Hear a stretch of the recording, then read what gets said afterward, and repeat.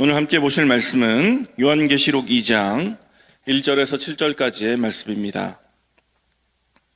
요한계시록 2장 1절에서 7절까지의 말씀, 신약 성경 400페이지에 있습니다. 요한계시록 2장 1절에서 7절까지의 말씀을 교독하도록 하겠습니다. 제가 먼저 읽겠습니다. 에베소 교회의 사자에게 편지하라. 오른손에 있는 7별을 붙잡고 7금 촛대 사이를 거니시는 이가 이르시되, 내 행위와 수고와 내 인내를 알고 또 악한 자들을 용납하지 아니한 것과 자칭 사도라 하되 아닌 자들을 시험하여 그의 거짓된 것과 내가 드러낸 것, 또 내가 참고 내 이름을 위하여 견디고 게으르지 아니한 것을 아노라.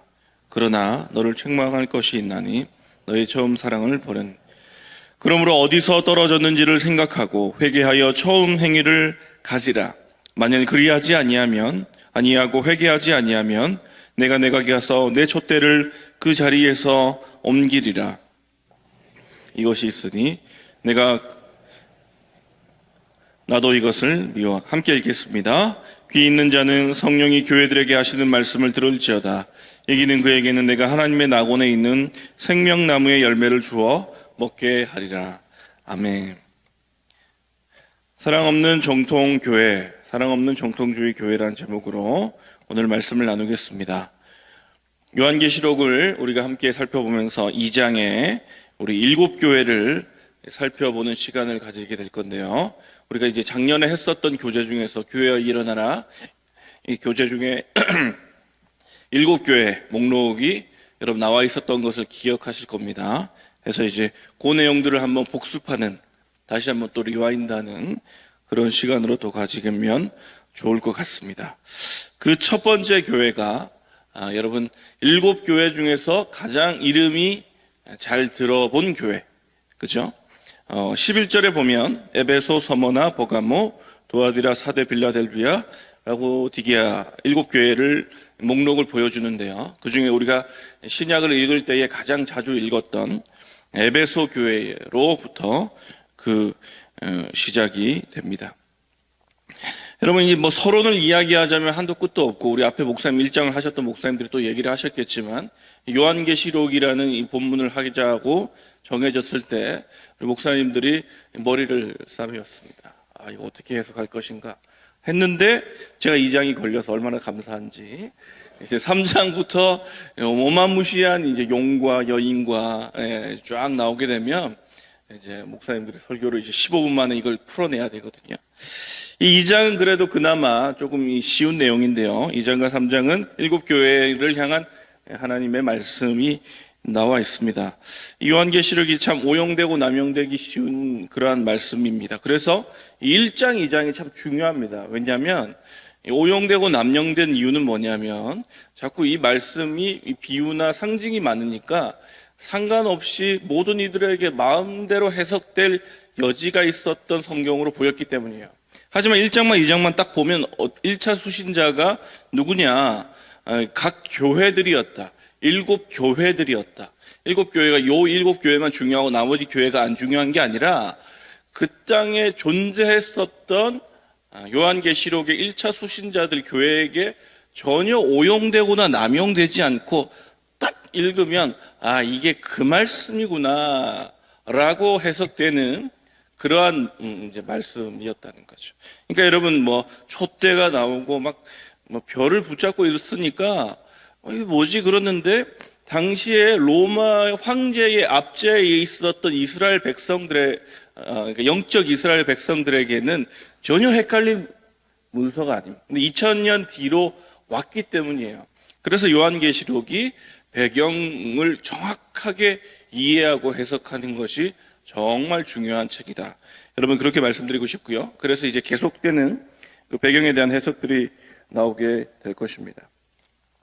그래서 이 7교회를 읽을 때 여러분 늘 상정해야 될 게 뭐냐면 다 지금 로마의 핍박 안에 있다. 요걸 딱 전제로 두면 됩니다. 핍박 안에서 가장 큰 대적은 누굽니까? 로마의 황제입니다. 시저예요, 시저. 시저예요. 황제의 핍박을 받고 있었던 교회들이었습니다. 첫 교회가 에베소 교회죠. 에베소 교회는 에베소서도 있는 만큼 사도 바울이 2, 3년 동안 머물며 직접 세운 교회고, 소아시아 7교회 중 가장 중심적인 위치에 있었던 교회이기도 합니다. 두란노 서원도 있었고요. 아시아 전역에 복음이 확장되는 거점이 되고, 바울은 이곳에서 고린도 전후서, 갈라디아서를 집필하기도 했습니다. 자, 그래서 여러분, 이 7교회를 볼 때에 약간의 서론격으로 말씀드리자면, 우리 작년에 교회 일어나라 교제를 열심히 했던 분이시라면 아실 건데요. 주로 이제 패턴이 있습니다. 그죠? 패턴이 어떻습니까? 칭찬, 질책, 그 다음에 교정, 마지막에 복, 요거거든요. 요 4가지를 주로 잘 아시는데, 하나가 더 있어요. 작년에 열심히 하셨던 분들이라면 아실 건데요. 예수님의 모습이 다 다릅니다. 이걸 첫 번째로 시작을 하고, 그 다음에 칭찬, 질책, 이렇게 나가야 돼요. 예수님의 모습이 왜 다 다를까요? 지금 각 교회들이 가지고 있는 상황이 다르기 때문에, 여러분, 하나님, 예수님은 어떤 보이는 모습에 국한되시는 분이 아니기 때문에 핍박을 당하는 이에게는 위로하는 모습으로, 권력을 빼앗기고 없다고 생각되는 교회에게는 권력이 있는 모습으로 보여주시면서, 다양한 예수님의 모습을 보여주면서 너희가 믿고 있는 그 진리들이나 핍박당하고 있는 황제보다 훨씬 강하신 분이 예수님이다를 보여주는 거예요. 그러니까 여러분 이제 보시면서, 제가 이제 오늘 내일을 할 거고 마지막에 또 주일까지 제가 하는데, 수목금토도 마찬가지지만 예수님의 모습이 어떻게 다른가, 이렇게 읽어보는 포인트도 나름 재미가 있습니다. 자, 그렇다면 오늘 이제 예수님께서 1절에 어떤 이로 묘사가 되고 있습니까? 1절에 볼까요? 에베소 교회 사자에게 편지하라. 오른손에 7뼈를 붙잡고 7 금촛대 사이를 거니시는 이가 이르시되, 이렇게 되어 있죠. 자, 그럼 2장 8절에 볼까요? 내일 제가 하겠지만 2장 8절은 뭐라고 얘기합니까? 서머나 교회 사자에게 편지하라. 처음이며 마지막이요 죽었다가 살아나신 이가 이르시되. 그죠? 12절에 보세요. 버가모 교회 사자에게 편지하라. 좌우에 날선 검을 가지신 이가 이르시되. 어떻습니까? 예수님의 모습을 다 다르게 묘사하는 거야. 왜 그렇습니까? 지금 교회의 사정이 다 다르기 때문입니다. 오늘 그렇다면 에베소 교회에는 7별과 7 금촛대 사이를 거느린다고 얘기하는데, 이 말은 무슨 말입니까? 7별이란 온 세상 만물을 주관하고 계신 하나님, 예수 그리스도의 모습을 이야기하고, 7 촛대는 7 교회를 얘기합니다.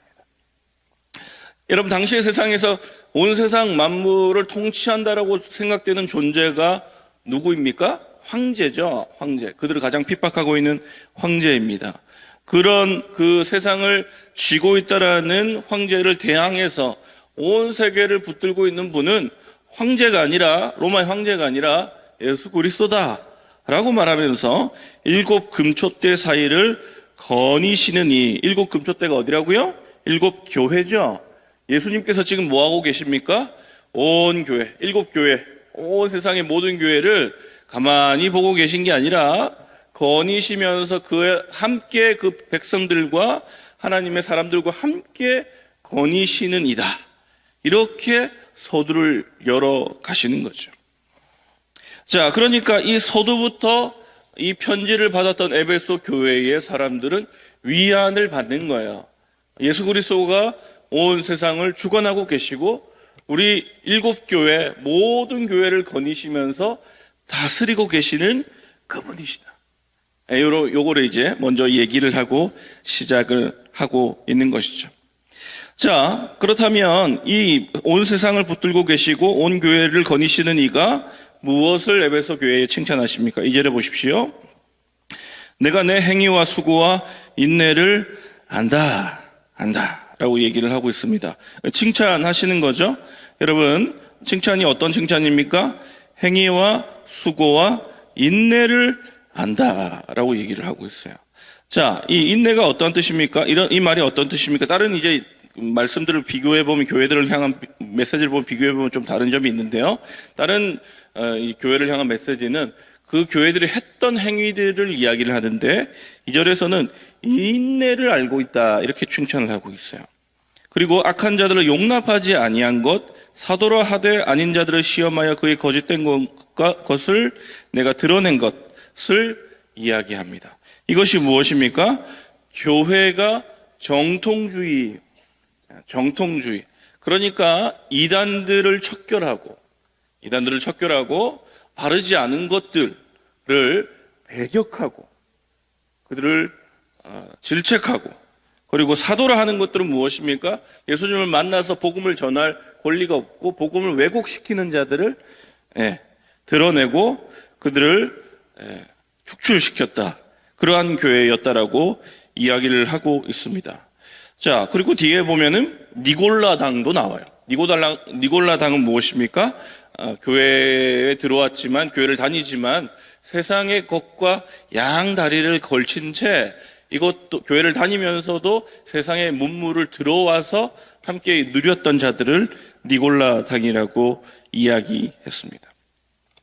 자, 이것을 정통주의라고 이야기를 한, 진실에 대한 열정, 거짓 사도와 그들을 이겨냈던 놀라운 하나님의 은혜가 에베소 교회에 있었다는 것이죠. 자, 여러분, 이제 저는 에베소 교회를 보면서 우리 교회를 많이 생각을 했습니다. 여러분이 작년 교제에서도 봤겠지만 이단들과의 싸움에서 승리한 교회, 그죠? 그리고 또 우리 지금 이제 거룩한 방파제를 다녀오셨겠지만 동성애의 거대한 쓰나미를 막고 있는 마지막 보루와도 같은 교회라는 것이죠. 하나님은 크게 칭찬하세요. 다른 교회들의 칭찬과 단락에 비교해서 볼 때에 에베소 교회의 칭찬 단락은 아주 깁니다. 그러니까 여러분, 너무 잘했다는 거예요. 너무 잘했어요. 그러니까 여러분, 이것에 이 잘한 일들은 어떻게 해야 됩니까? 계속 해야 되는 거예요.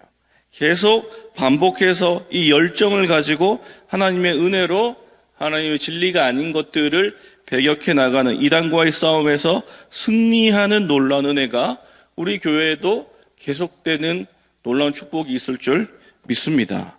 여러분, 그러나 자, 이제 칭찬만 있으면 좋은데 이제 이런 열심을 내다 보면 어떤 함정에 빠지게 됩니까? 열심과 열정은 기준과 잣대가 높아져 버립니다. 자, 여러분 5절에 그 말씀이 나와 있죠. 자, 4절 5절입니다. 제가 한번 읽어드리겠습니다. 그러나 너를 책망할 것이 있나니 너의 처음 사랑을 버렸느니라. 그러므로 어디서 떨어졌는지를 생각하고 회개하여 처음 행위를 가지라. 만일 그리하지 아니하고 회개하지 아니하면 내가 내게 가서 내 촛대를 그 자리에서 옮기리라. 자, 여러분, 이런 은혜가 있었지만은 처음 사랑을 버린 교회가 되었어요. 처음 사랑은 무엇입니까? 하나님에 대한 사랑, 이웃 사랑에 대한 여러 해석이 있지만 가장 결정적인 건 이웃 사랑입니다. 이웃 사랑. 여러분, 그럴 수밖에 없겠죠. 여러분, 이단들이 교회에 들어오면 가장 힘들고 어려운 것이 무엇입니까? 이단이 아닌 자들을 검증해내는 겁니다. 그렇죠? 그러면 옆에 있는 지체가 이단인지 아닌지를 어떻게 검증해요? 말씀 훈련을 해보고 시험을 해보죠. 시험을 하게 되면 어떻게 됩니까? 그 사람을 판단해야 돼요. 판단하게 됩니다. 여러분, 이 판단에는 수많은 해석들이 난무합니다. 그러니까 어려운 거예요. 여러분, 남을 판단하게 되면 어떻게 됩니까? 그 사람을 자기가 가지고 있는 기준으로 판단해 버리게 됩니다. 그러니까 여러분, 잣대가 계속 높아져 버리죠. 저희 교회가 그래서 문턱이 낮은 교회를 지향하며 정통주의를 고수하는 것은 어려운 일입니다. 정말 어려운 일입니다. 만약 여러분, 우리 교회가 하나님이 허락하시는 동성애 파도를 막고 바른 진리만을 고수하고 새가족들을 환영하는데 세상에서 바르고 좋은 직장을 가진 사람들에게만 문턱이 낮은 교회, 별 직장이 없고 세상에서는 칭찬받지 못하는 자들에게 문턱이 높은 교회가 되면 에베소 교회와 같은 질책을 받게 되는 거예요. 여러분, 저는 청년 사역을 좀 오래 했었는데 늘 이 고민과 딜레마에 있었습니다. 여러분, 이제 그래도 새벽 기도도 오시고 장년분들은 오시니까요, 너무 젠틀해요. 새벽 기도도 나오시고 저한테 신방 만든 분들은요, 아주 정말 좋은 신앙인들이십니다. 그러나 이제 청소년부나 대학부를 해보면 아주 와일드한 친구들이 있거든요. 오랜만에 교회 나와서 악수하는데 구수한 냄새가 나죠. 그러면 어떻습니까? 한 대 피고 왔구나. 어디서 피웠냐? 목사님 멀리서 피웠습니다. 그래, 좀 끊어라. 뭐 이렇게 얘기한다든지, 오랜만에 교회를 왔는데 눈이 뻘개요. 어제 한잔하고 밤새도록 친구랑 놀다가 그나마 또 주일이 됐는데 목사 생각이 나서 교회 온 겁니다. 여러분, 이 정도면 그래도 받아줘야지 이러죠. 여러분, 동성애를 하는 친구가 마음이 너무 찔리고 어려워서, 저희 교회가 아닙니다, 여러분도. 마음에 동성애에 대한 그 갈망이 일어나가지고 힘들고 어려워하다가 저에게 커밍아웃을 하면 이 친구를 어떻게 할 것인가? 여러분, 현장은 그래요. 현장은 그렇습니다. 정통 하나님의 말씀을 지키면서도 끝까지 하나님께 돌아오려는 죄인들을 품어주고 사랑하려는 교회가 되어야 하는데, 여러분, 쉽지 않습니다. 너무 쉽지 않습니다. 여러분, 골치 아프지 않으려면 어떻게 해야 될까요? 안 받으면 돼요. 안 받으면 됩니다. 너희 같은 친구들은 우리 교회에 올 수가 없어. 그럼 교회입니까? 여러분, 그러니까 이 딜레마에 늘 고민하고 있는 거예요. 늘 고민하는 겁니다. 여러분, 그런데 에베소 교회를 저도 연구하면서 봤지만 이건 선택의 문제가 아니에요. 선택의 문제가 아닙니다. 두 가지를 하나만 놓고 하나는 버려야 될 것이 아니라 끝까지 이 두 가지를 함께 가지고 가야 진짜 교회인 것이죠. 자, 여러분 5절 보십시오. 그리하지 아니하고 회개하지 아니하면 내가 내게 가서 내 촛대를 그 자리에서 옮기리라.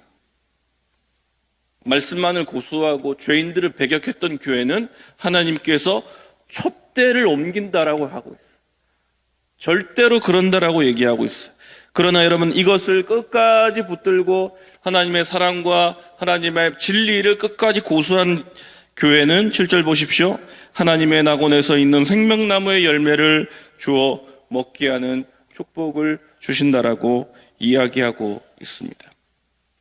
말씀을 정리하도록 하겠습니다. 여러분, 그러므로 우리에게 허락되어지는 하나님의 말씀, 죄에 대한 배격, 진리에 대한 놀라운 하나님의 열정, 여러분, 우리가 끝까지 계속해서 가져야 할 줄 믿습니다. 그와 동시에 우리 안에 있는 많은 죄인들, 또 내 안에 있는 죄들, 우리 안에 수많은 허물들을 가진 이들이 교회에 오려 할 때 우리가 어떻게 그들을 맞이할 것인가? 그들에게 어떻게 문턱이 낮은 교회가 될 것인가? 여러분, 이 고민이 우리 교회에 있을 때 끝까지 그것을 붙들고, 여러분, 그러니까 살아있는 교회는요, 시끄러울 수밖에 없어요. 죄인들이 모인 곳이기 때문에 시끄러울 수밖에 없습니다. 여러분, 그래서 살아있는 거예요. 죽은 교회는 조용합니다. 죽은 교회는 조용합니다. 하나님께서 허락하시는 이 두 가지를 끝까지 붙들고 아름다운 교회를 만들어 가시는, 아름다운 또 신앙의 놀라운 은혜들을 만들어 가신 여러분 되시기를 예수 그리스도의 이름으로 축복합니다. 제가 한번 기도하고 개인의 기도를 하다가 돌아가시도록 하겠습니다. 하나님, 감사합니다. 오늘도 에베소 교회에 보내는 주의 말씀을 통하여서 우리가 어떠한 교회를 만들어 가야 할지, 우리의 교회, 사랑하는 새로남 교회를 어떻게 또 섬겨 나가야 할지를 고민하게 됩니다. 하나님 허락하신 진리를 끝까지 붙들고 하나님 그 진리를 고수하며 하나님의 정결함으로 나아가되, 또한 죄인들을 사랑하고 더욱 그들을 위해 섬기고 헌신할 수 있는 아름다운 교회의 모습을 세워갈 수 있도록 우리를 붙드시고 인도하여 주시옵소서. 감사드리며 우리 구주 예수 그리스도의 이름으로 기도드리옵나이다. 아멘.